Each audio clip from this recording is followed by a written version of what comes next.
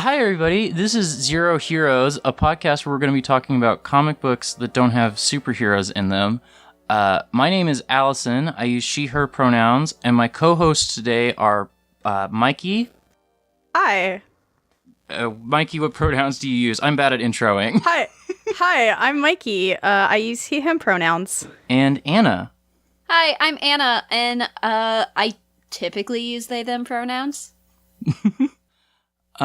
And so the first, for this episode today, we're going to be talking about Volume 1 of Giant Days, which was written by John Allison, illustrated by, finding the table of contents. She's looking through it now.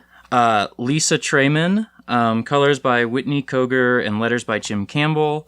You're ignoring the cover by? Oh, who's the cover by? Wow. I think it was by Lissa Treiman. Well, you should have said it. Yeah, cover by Lissa Treiman.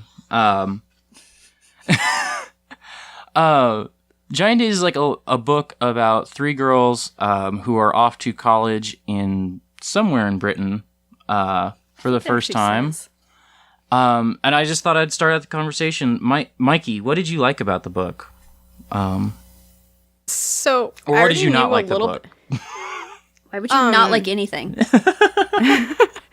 I generally like things. Things are generally good. I knew a little bit about the book going into it because a good friend of mine, Papa, will post contextless panels of Giant Days. Extremely good. Reactions to things. Wait, where can I find this? No, he'll just I'll say something and he'll respond with a panel of Giant Days that's particularly relevant. Oh, good. Apropos. Yeah.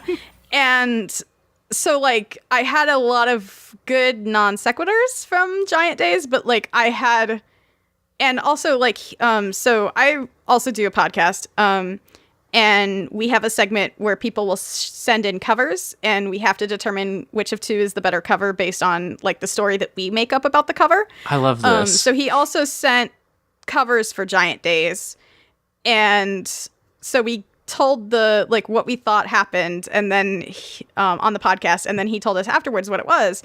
So I knew vaguely what it was about, but not the actual plot or who any of the characters were or any of the actually important things about a comic book.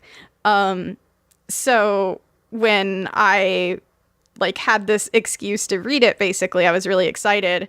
Yeah. I really liked it. I thought it was a little slow to start out with, though. The first issue is kind of just introducing everybody, and not a lot happens in that first issue. You get a good Milady joke.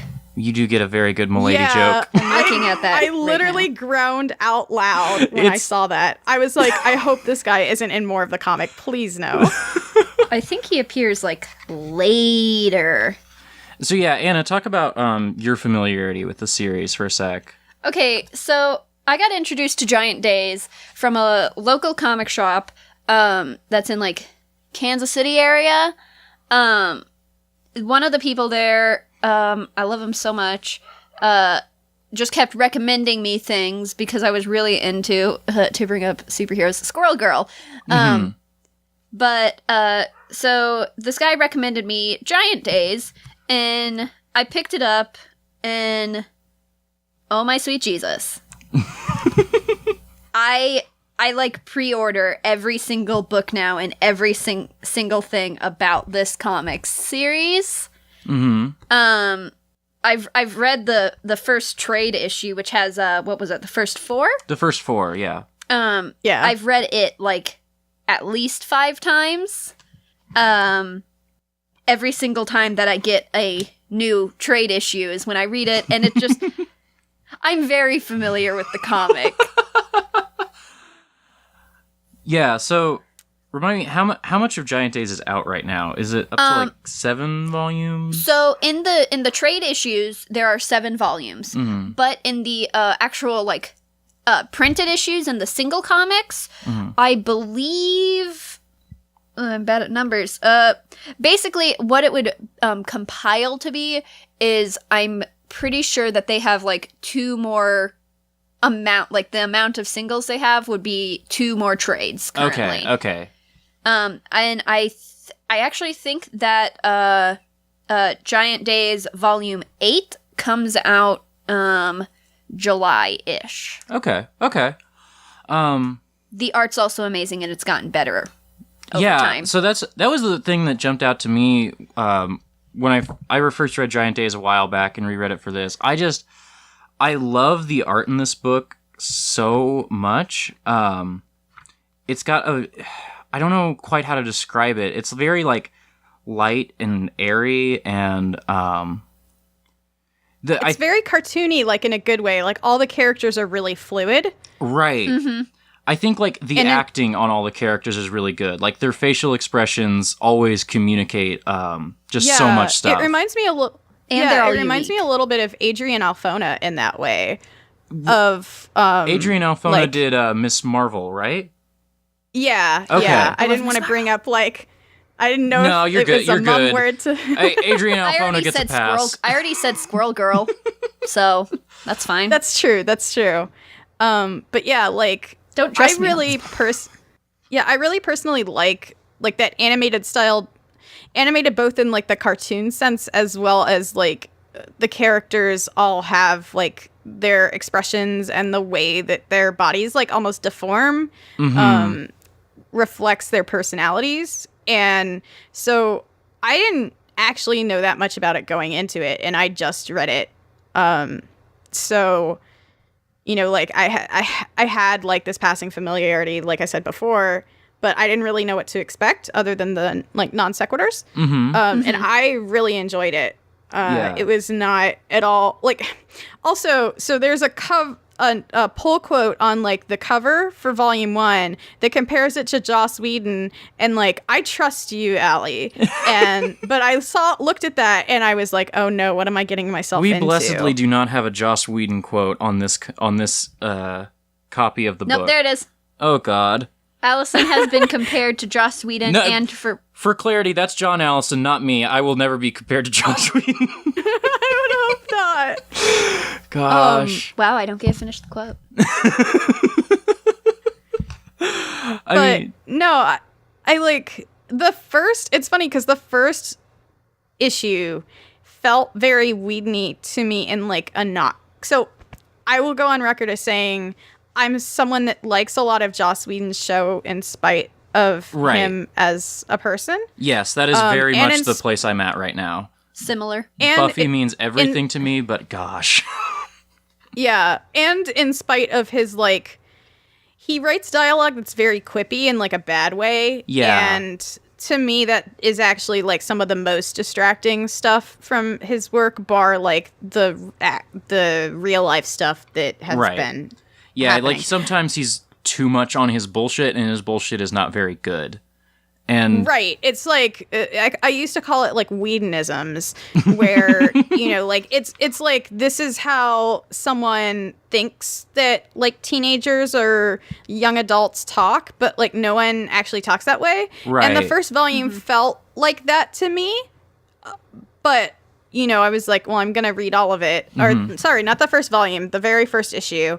It felt like, not only in terms of introduction, like it being an introductory issue, but it also felt like Allison was kind of testing the waters. Actually, should we just refer to him as, like, John? Yeah, so that's not confusing? that'll be easier. What? John Allison. Oh, okay. Yeah. I was like, confused already. I know, it's confusing. And I've read this comic so much. It kind of felt like he was kind of testing the water in that very first issue of like exactly what tone he wanted to hit. And like some of it definitely felt like these are girls and they're doing girl things. And I was just, and they're being like, but they're not like those kind of girls. They're different. And I was just kind of like, that, yeah. Yeah. But then like the second issue hit, and it felt like it hit its stride. I think so too. And it didn't feel as like schlocky as that. And I also like that was the issue where all the girls is like, or, you know, main characters, women's like voices like they felt distinct in the first issue, but they were distinct in the Whedon way. But in the second issue, like in that each of the characters had a quirk, and that was what that entire issue was about. Like Esther is the goth one. Should we talk? Yeah, Esther is the goth one that causes all the drama.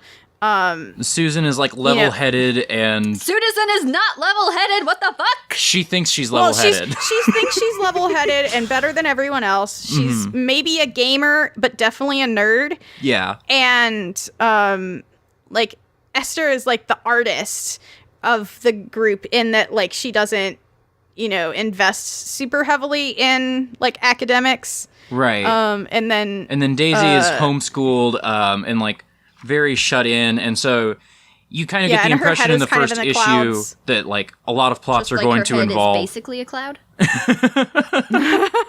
You get the impression in the first issue that a lot of plots are going to revolve around, oh, we've got to tell Daisy about this like real world thing, and luckily that's an element of it, but it's not like the whole book, Hey. Yeah, it definitely felt like that. Like, she doesn't. Just Daisy is like. Them having to be like, no, Daisy, being into ladies is okay. Yes. And then that, I know we're only doing the first one, but that, like, constantly comes up, even in later comics. Yeah, I kind of forgot that this was only 4 issues. I thought it was 6, because... they start becoming 6. At the end of this volume, we get into Daisy starting to figure out that she's queer, and I think... the comic starts doing like a pretty good job of that stuff here and in later stuff, and I think that's like a really cool wrinkle to her character. All about the inclusiveness and whatnot. I lost my train of thought. Okay, yeah, but... I mean, they are like double-sided issues. Like, they're not, like, I think a normal comic is like 13 pages normally. That sounds right. Like 13, maybe a little bit more, but these were like... These are all 22, 20-ish. if I'm not mistaken. Yeah. So it felt like a little bit longer to me. Yeah. So it's not like it's like super short. It's not super short, but I also... the thing I really love, especially about this early stuff, and particularly the second issue of this volume, is it feels like a kid's cartoon. Like, the second issue picks up, and it's just immediately like, oh, this is the episode where they all get sick. And I thought it was like, it's not a corny kid's cartoon. Like, it's a pretty good, it feels like a kid's cartoon, but like that, I mean that as a positive thing about it, Because kids' cartoons are the best cartoons? Yeah, it's like a version of Steven Universe that's about like people starting to become adults. Yes. And it's like definitely... It's Steven Universe without the space rocks. Right. Well, yeah, without the space rocks and the powers. It's all about Lars and Sadie, and it's the only thing I care about. Okay.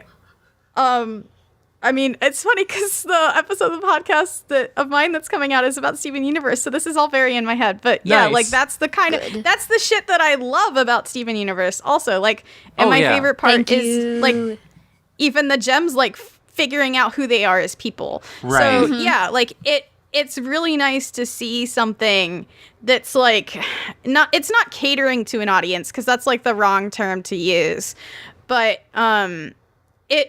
it's funny because I'm like scrolling back through it and seeing the cover by Meredith Gran, who did the webcomic Octopus Pie, but that's actually, it's very similar to me in that way, where it's like slice of life stuff that's all about like the characters figuring out who they are and kind of being kind of goofy, but not goofy in a bad way. Like it's a cartoon in the ways that, like, if you took like the cartoons, the Saturday morning cartoons that I grew up with, and like said, this is a cartoon. It's a cartoon for adults, but like in the way that cartoons for adults should be, not in the way of like Family Guy and other shit that we get. So yeah, no, I had a blast. It was a lot of fun.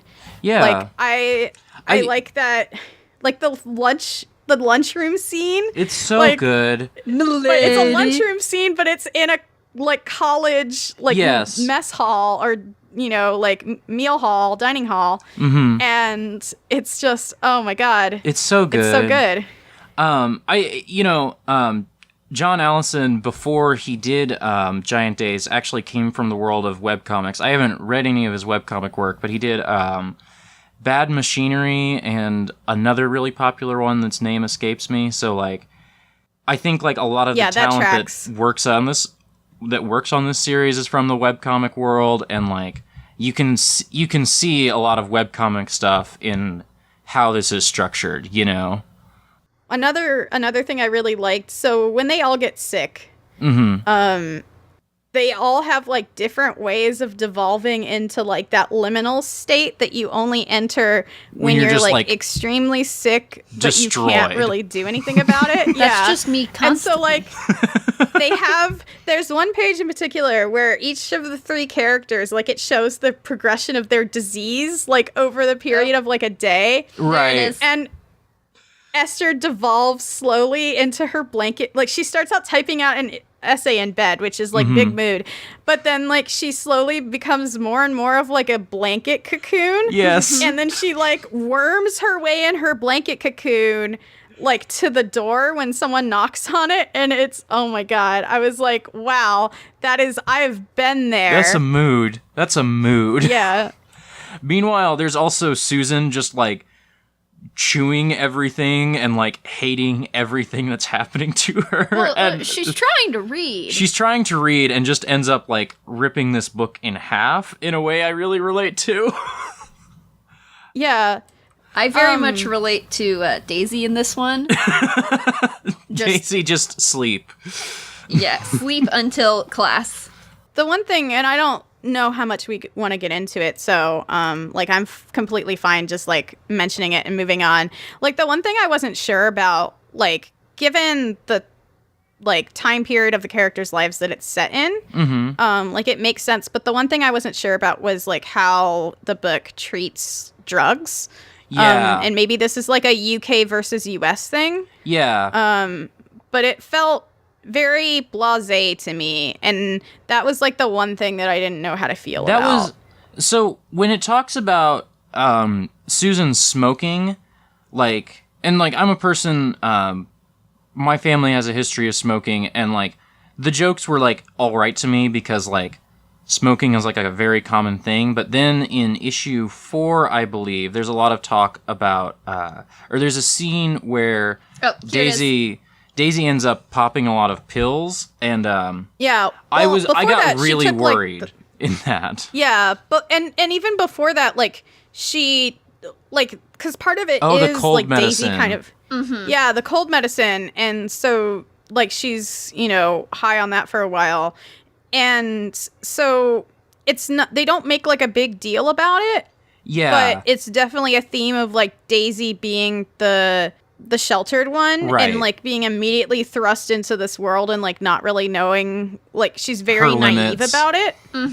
Yeah, I was a little apprehensive in all of that.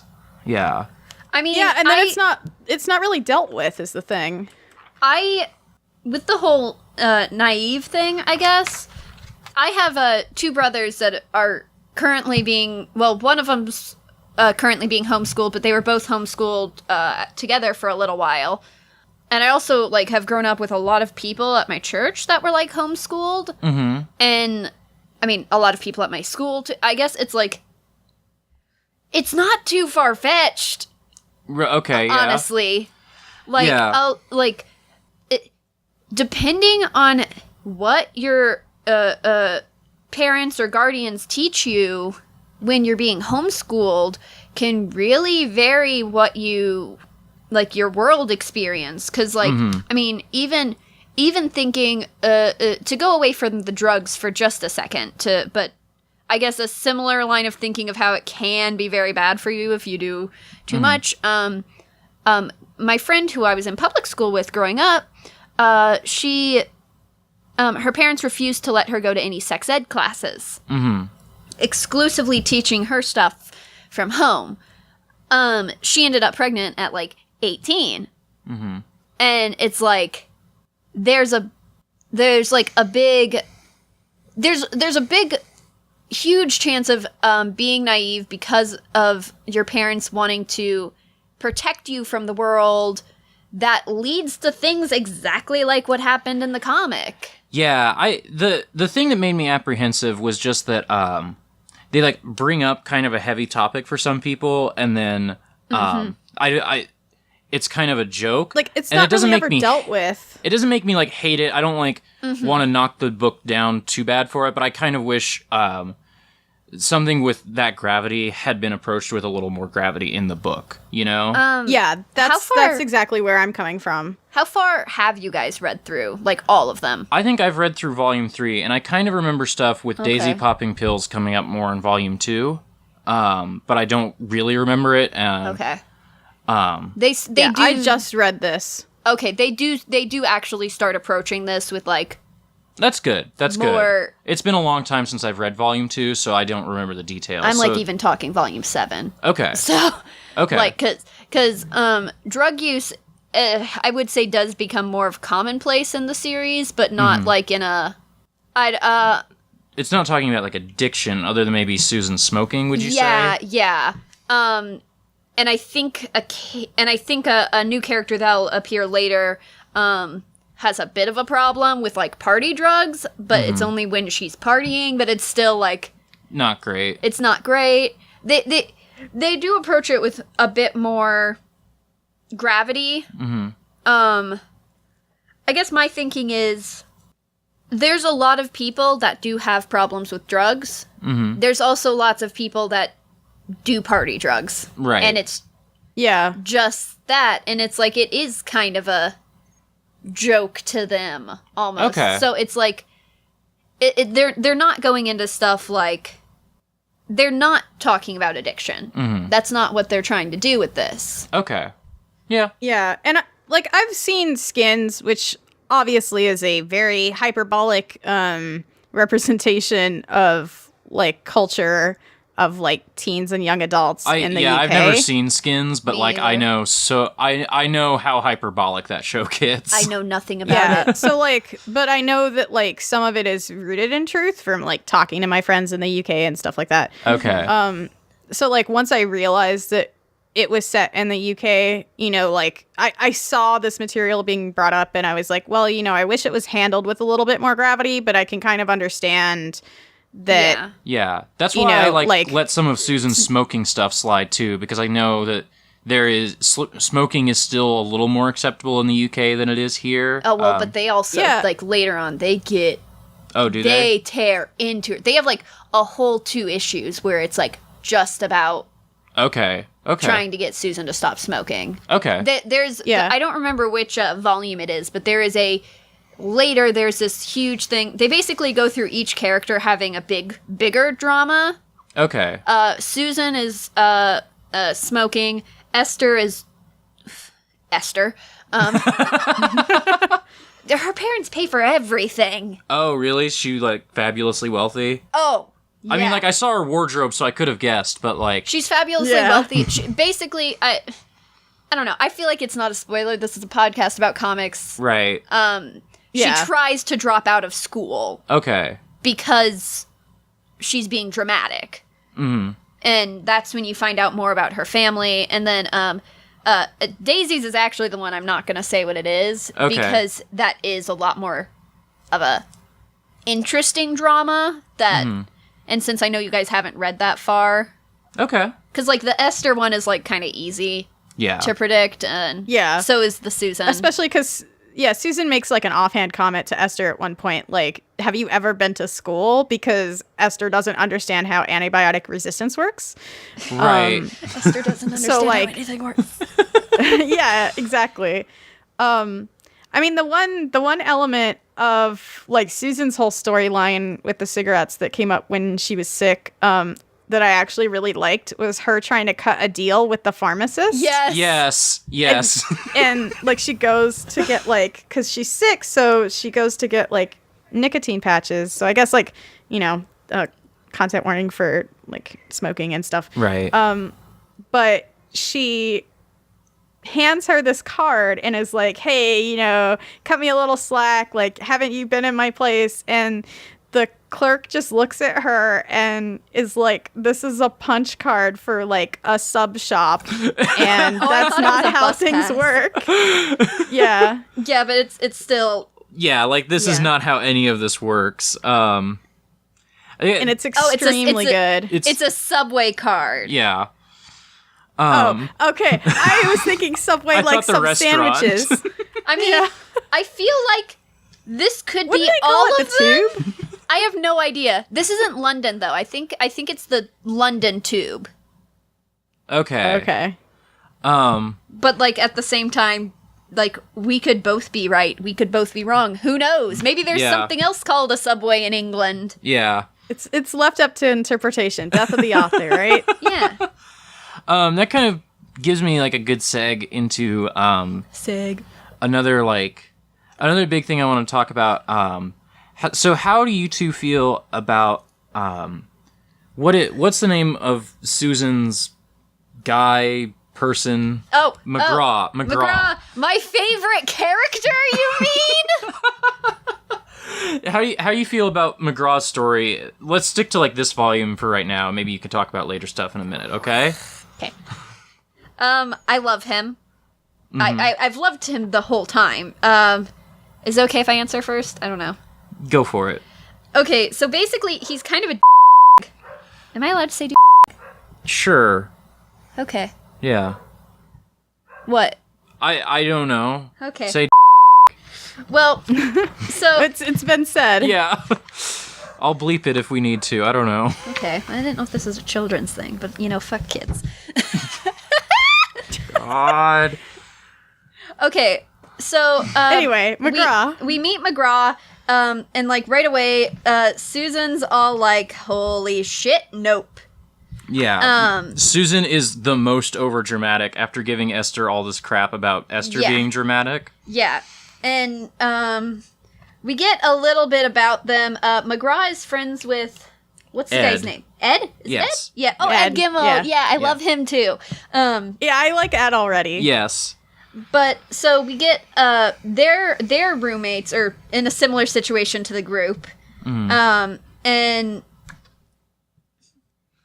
I don't even know what to talk. I just really like him. He's a very traditional masculine character. And Susan is really shitty about that, actually. Yeah. Because it's like, he's a traditional masculine character, but he doesn't have toxic masculinity, like, at all. And that's something I found really interesting, because, like, we see in a more feminine, in just a page before, the hipster guy. Right, the woman respecter has logged on, and the milady joke that we have talked about so many times. Yeah, well, but I just think this is important, because, like... It's a good contrast with McGraw. This would stereotypically be a more feminine representation of guys. Oh, right. But he's the one that's being sexist. And, like...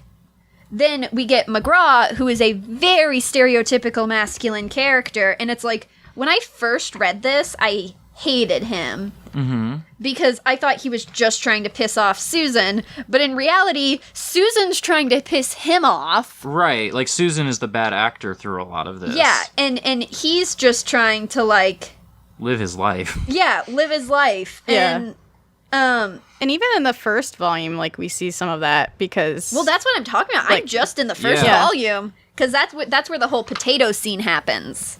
What was the potato scene? Remind me. Where he, like, combs potatoes out of his hair. Yeah, and Esther's upset because Susan used her drama field for evil. Ed. For evil, as it says here.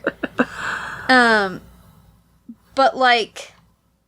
Well, then she takes it a step further by, like, putting him on the cover... Like, she calls him the last good man in this town, and then puts him on the cover of, like, a really, like, like toxic... a screed is one of the words that's used. Let's see, I'm trying to find that page. A toxic version of feminism that they call feminism, which I don't know if that's, like, a cultural thing, or if that's, like, a joke in the book that, like, she's not really a feminist, like... Right. That was another thing that, like, made me apprehensive at first, because I thought it was, like, I thought for a second on this reread that they were making jokes like, ha, aren't these feminists just, like, dumb or whatever? But I think it's mostly handled well. I think what they're doing, and I think it's, like, a really good example, is specifically in this. Like Anna is pointing at a thing for all you podcast listeners. Okay, so basically, look. And me. Look, it's on page... There's no page numbers. Wow. Okay. Thanks. It's the page where we see Femist that you were just talking about, Mickey. Yeah. And it's where we get the photo of McGraw, and then Susan's trying to defend it to Esther, and Esther's like, I'm not sure about this. And we get the feminist teacher, like the gender studies. Yeah, the gender studies teacher who's all like, who literally is like, this isn't feminist. And they actually say feminist in this one. So Right. I think that was just a joke that, Right. and she's like, it's misandrist and whatever. And, Susan goes on to be like, oh, well, I guess it's fine. Yeah. And it's like, I feel Susan like does not do a lot of learning the error of her ways in that moment. no, like she does learn from it. In issue 4. Yeah, like she actually does. I think what it's doing is it's like, what's the best way to describe it? Like, I'm not sure. It's showing like you can take anything and like use be a it. shithole. Yeah, like it's, you know, like there's any movement, like there can be people that misuse that, or like Yeah. when you, it's the problem is when you pour your own personal vendettas into things. I Right. like this guy. And, They're like, saying distort the them. words I can't think of.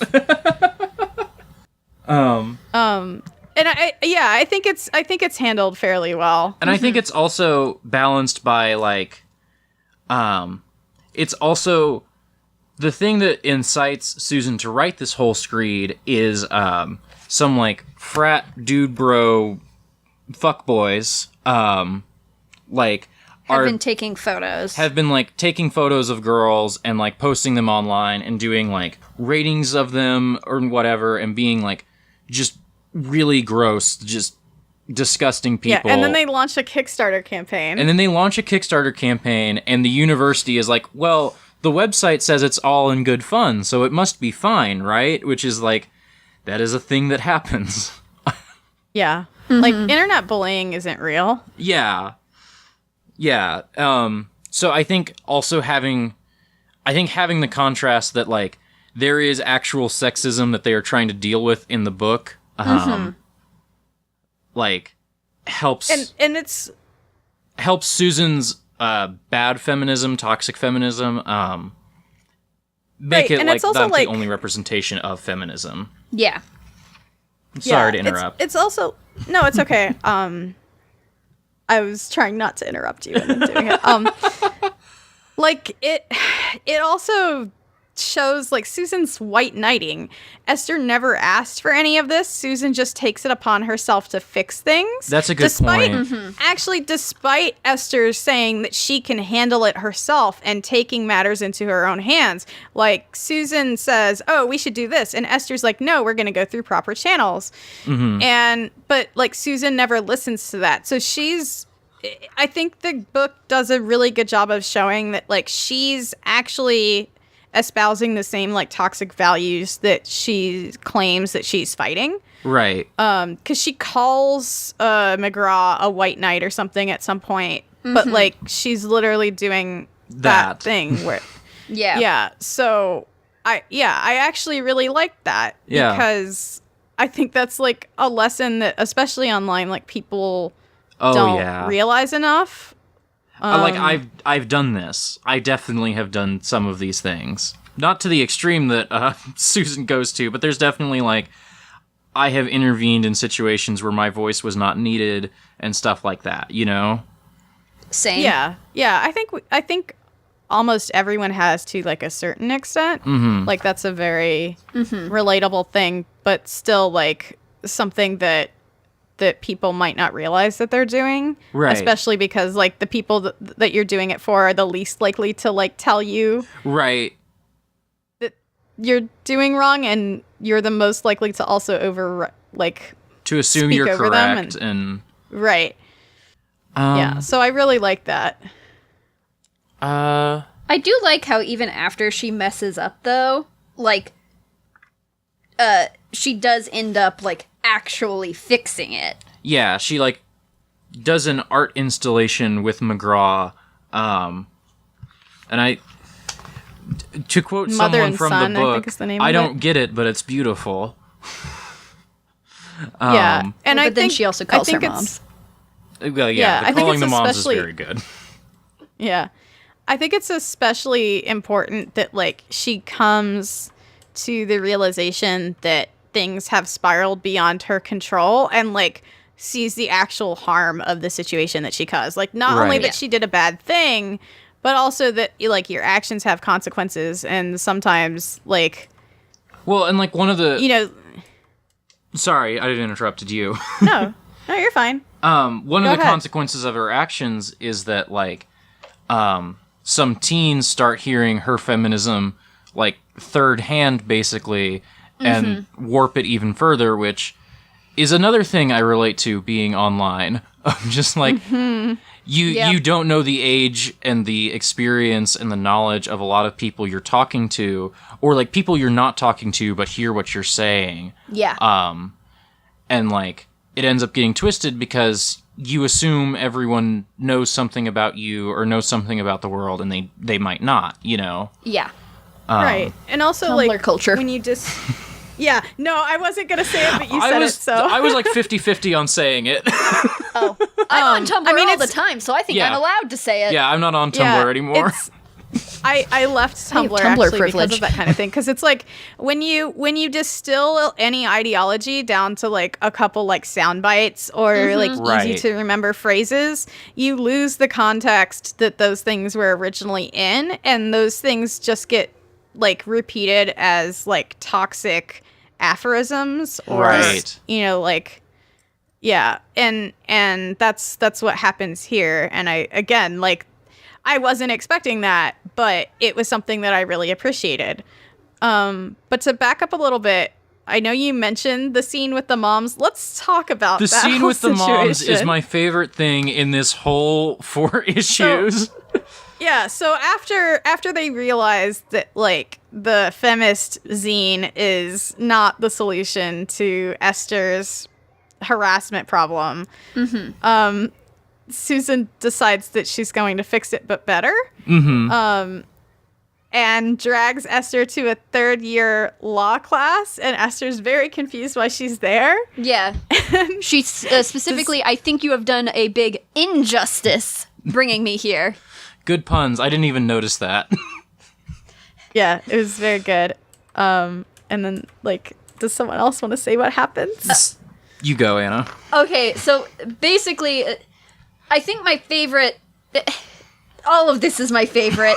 So the mom of one of them comes in and is like, making dirty lists of girls on the internet? Explain yourself. And the best part is, like, we have 3 different stereotypical mothers here, too. Yes. We have, this is the very, I would say, old-fashioned mom. And her son is like, it was just a bit of fun, and she's like, yells, bad explanation, and puts him in her bag and carries him away. It's so good. His And then eyes he are has, bugging like, not out. only that, but he has, like, confused bubbles, like, trailing away from him. Yeah. But then the next mom, who's definitely older, is like, she doesn't even specifically bring up the thing that he did. She's like, you have saggy pants. And then she gives him a wedgie to fix that. She's like, nope. Hoisted. And then drags him off to join the military. yeah, the Air Force. Oh, right.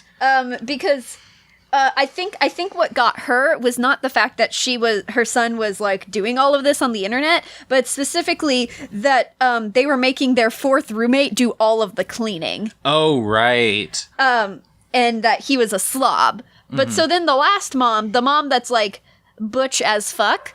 And she's in a tracksuit, and it's good. Yeah, who has like her auntie. It's like a specific British stereotype too. Oh, like yeah. if you've ever seen Doctor Who, it's like Rose I was Tyler's going to mom. say that exact thing. It's Rose's mom. What's Rose's mom's name? It doesn't matter. I don't care. I don't remember. But I mean, I probably would if I thought about it more. But then you're gonna make a joke that'll make me cry. So she's all like, "I can't believe what you've done." Blah blah blah. Apologize to your aunt. and her aunt, the aunt is like, I thought you were a nice boy, and it's just. It's so good. She's got a single tear. Yeah. It's so good. I want to hug this grandma. Like, just, she deserves better. This grandma deserves better. Yes. I mean, all of these moms That's what the deserve mom is better. saying, is that your grandma deserves better. Yeah. But, like, that's just a very good scene. Sorry, I just shook the And then book. Susan's just sitting there in the next panel, like, just soaking it all in with this smug expression on her It's face. so Yeah. good. And Esther's like Esther dying. was like, and then Esther's like, how did you do it? And then so we get like this like the background. flashback that is extremely good. It's the fourth roommate who's like is not into all this frat boy culture. As a person who used to be a boy or used to identify as a boy, like very much relate to this of like I'm around all these macho dudes and don't know how to handle this. And like he's cleaning up after them, and so when Susan is just a kind ear for like 12 minutes, he like completely snitches on everyone. Because, it's so good, especially, like, when you look at the other... This is just an incredibly visual, specific scene here. Yeah. Because you have, like, you see the room with the boys after Esther just went and met with the dean, and they're all slobs and stuff, and they keep, like, talking about this other roommate, and saying stuff like, oh, we'll clean it up later, blah, blah, blah, but it's and like... they're clearly never going to. Yeah, as he is standing over a sink doing the dishes, while they have dishes sitting on the floor and opening up messes, and... Yeah. It's, like... He is such a good boy. He deserves the hug. Yeah.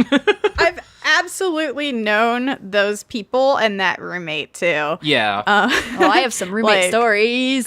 I'm not going to tell them here, but I have some roommate stories. I also like how Susan's got the power of flashback. Like, I'm pretty sure she's Yes. the only character that gets flashbacks. And even, like, Esther at one point, like, begs her to do a flashback. It's incredibly good. There's a moment There's- I remember where, like, the whole background of the panel is just the words flashback tiled over and over and over again as they, like, try to that in get this Susan to book? do a flashback. It's somewhere in here. I don't remember where. It's in issue 4, I think. Okay. The other thing is, I like how they're all drawn looking perpetually tired. Yes. Like, Sorry. Susan has bags under her eyes in every scene, and it doesn't matter what she's doing. She has Yeah, bags Esther under does her eyes. too. Esther I don't does know too. if it's supposed. Well, I don't know if Esther's it's supposed also to be just, like, like, eyeliner or what. heavy makeup, I think. Yeah. Yeah, Daisy's the only one that, like, looks well-rested Yeah, because ever. until she does drugs. Yeah. Also, I like how Sombra is just in this comic. yes. What? Okay. Oh, wait. Sombra? Yeah, Nadia. Okay. That is actually another just like perfect segue. I want to read the email we got this week from my friend Hunter. I'm going to pull it up. I should have pulled it up before I started talking. Still trying to pull it up. I'm in the wrong It's email. okay. We'll fix it in inbox. post or something. That's the thing that you say, and then You never do. Okay, so Hunter asks, hi, quick questions. 1, what character's fashion is most like yours? And 2, which character's fashion do you wish you have? Who wants to answer first? So the reason I brought this up now was that I think probably Susan is the most like mine, but I'm definitely Nadia is definitely #goals. Nadia is extremely goals. Okay. Nadia isn't, I think, just issue 4 here, but I don't have the right words for it because I'm bad at like fashion words, but Nadia has a very good look. Yeah. Like, she's always very well put together. She's very well put together. But, like, in a, like, cool, like, trendy, effortless way. Right. Like, she's the cool, like, it's like a California style. Right, Yeah. because like Esther is extremely put together. Like, Esther is putting on a show at all times, whereas Nadia wants you to think she just woke up like this, you know? Right, exactly. It's the, like, Californian, like, effortless, like, I rolled out of bed and I just look awesome. Right. I've got my cool, like, bag slung over my shoulder, my Yes. slouchy bag, and my cool jewelry, and, yeah. Any fashion goals for you, or anyone who does reflect your fashion, Mikey? I'm probably most like Ed or Susan, like, in real life. But I wish I was more like Esther. Like, I wish I was more like Goth Goals sometimes. Because I see stuff like that and it's, like, incredibly where I want to be. But usually I'm too lazy to actually do it. Big mood. Is the real thing. Anna? I'm honestly most like McGraw. Yeah. Like, I'm looking through these right now, and I'm most like McGraw or Ed or. Yeah, I like to be put together, but it's also like I'm super casual about it. Mm-hmm. I kind of want to. I think, did we all say Esther as our want to be? I think I more want to be Nadia, but I'm not Okay. saying I don't want to be Esther. I'm not saying that. I vaguely want to be Esther, but, like, more in the to say something that will also be funny compared to the stuff in the comic, in more of the sexy way. Right. Not in the goth way.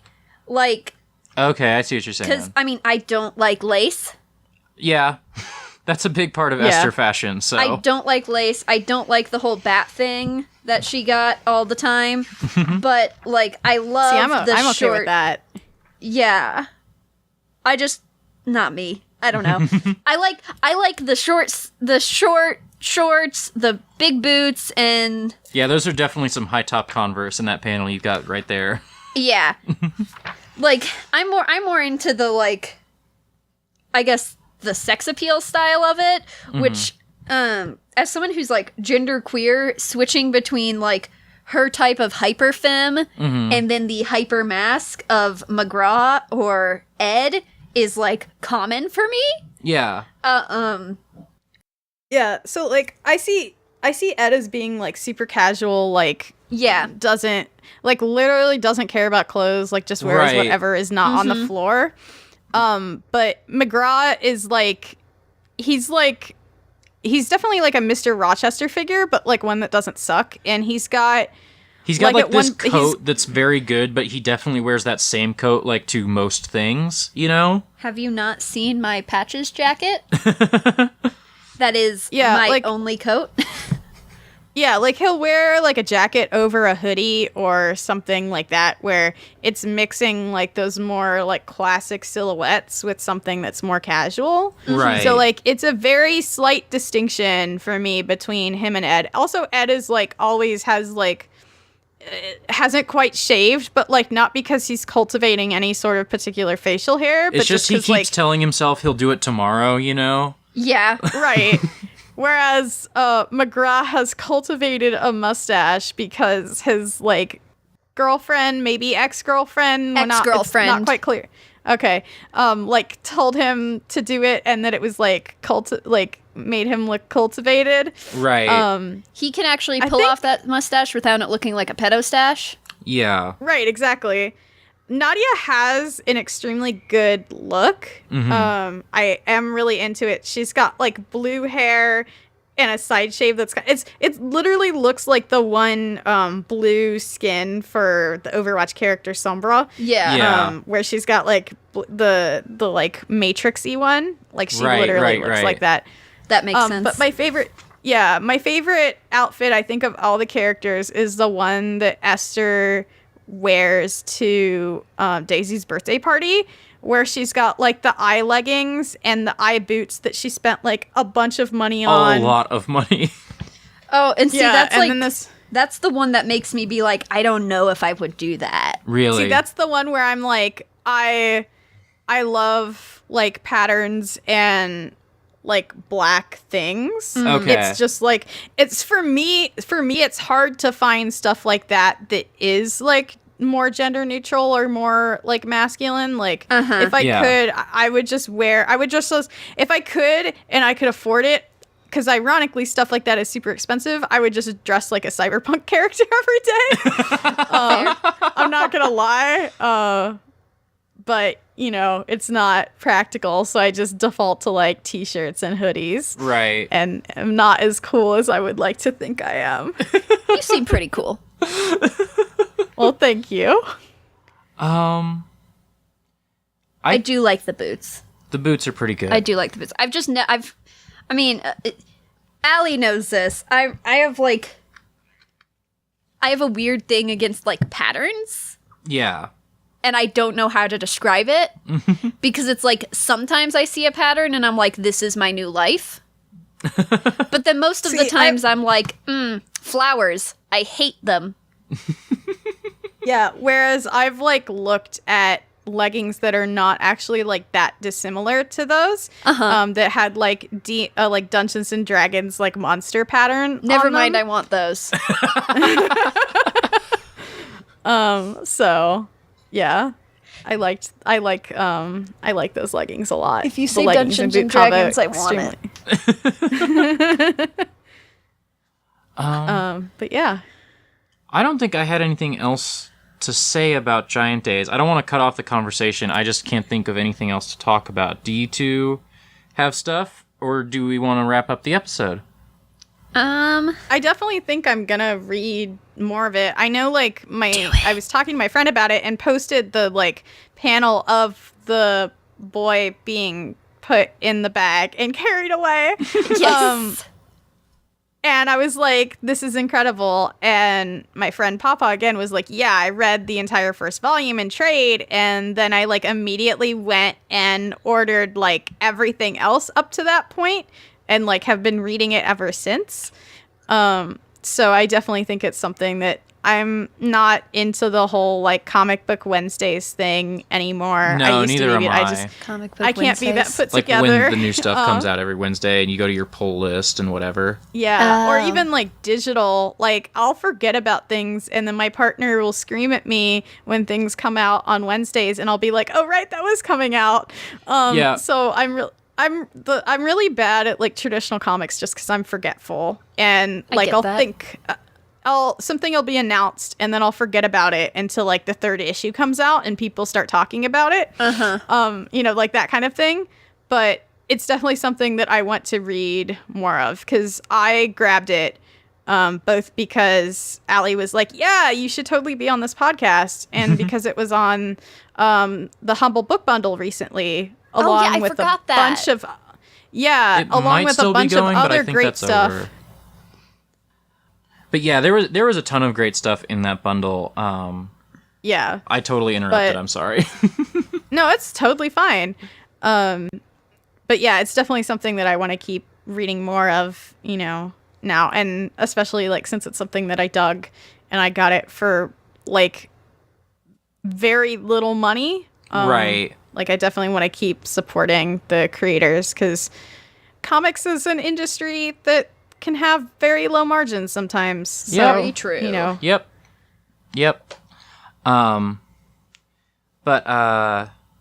So Mikey, where can people find you online? Is there any like? Wait, let me grab my phone so I can find you online. Is there any work that you're doing that you want to like plug and for people to go look at? Yeah, you can find me on Twitter at quantum ... where I tweet about video games and tabletop role-playing games and sometimes comic books. I also do a podcast about Cape Comics, teen superhero comics, and why we love them. And it's a very good show. It's a very good show. Well, thank you. Yeah, I do that with my partner. Currently, we're actually between like seasons, And we're actually doing a bunch of mini episodes on cartoons because it's not just comics. You know, there's teen superheroes and cartoons. So we did an episode on Batman Beyond that was a blast. I had a lot of fun with that. And then we did an episode where my partner and I just ranted about queer representation for a while. Anna's face is lighting up right now. And then we'll be doing, I'll be putting out an episode on Steven Universe once I get that edited. So yeah, definitely if that's something that sounds interesting to you, I would appreciate if you listen to that. You can find that on Twitter at Young Ones Cast. Go listen to it, and nerds. yeah, and then I also have, I do my own tabletop role-playing game design, and I talk about that on Twitter. I'm doing a game based on the Blades in the Dark system called No Place Like Home, and it is all about surreal horror and mystery in small communities based on things like Silent Hill and Twin Peaks and Oxenfree. Yeah, that's me. Oxenfree? Oxenfree is one of my favorite video games. It's very good. It's It's very good. It's so good. I'm gonna cry just thinking about it. We will play this game. I'm so excited for the new game that developer is doing. What? I haven't heard of it. Yeah, it's set in hell, and the two main characters are trying to get out of this like 24/7 hell party, and it's got like there's tons of like music, and I think it's like a woman and like a demon boy are the main characters. Yes. So it's definitely something that you should look up I think it's called After Party is the name of it. After Okay. party. How do I on podcasts? How do I like make the noise of vibrating? Just of like, because that's what I'm. Ah. Yeah. It's video games are good sometimes. But yeah, Sometimes. I am extremely looking forward to No Place Like Home. Hey, I want to talk to you about video games sometime. What did you say, Ellie? Sorry, you cut out for me. I said I'm extremely looking forward to No Place Like Home. Oh, thank you. Anna, You shouldn't say my last name on podcasts, you idiot. I was just about to ask you where your Twitter is. Oh, wait, my name's on Twitter. Never mind, it doesn't matter. How can people follow you online? Is there any work that you're doing that you want people to be looking at? Follow me everywhere at Sockfood1. Yep. Spelled SOCKFOOD, the number 1. Yeah. Like, don't spell out 1. But you can literally find me everywhere on that. There is no work I'm doing because I'm a depressed college student. Yeah. Oh, wait, actually, no, go to my blog. I have a blog. It's Sock Thoughts at like WordPress, like. I'll link it in the show notes. Don't worry about it. Yeah, but I mostly just rant about my moods, but then I also post essays I've written for classes, and I know that seems boring, y'all, but it's not. Like, if you want to hear about some, like, crazy shit that goes down in the Scarlet Letter... God, I'm not selling this. I'm not selling this, but the Scarlet Letter has some crazy shit. It's also feminist as fuck.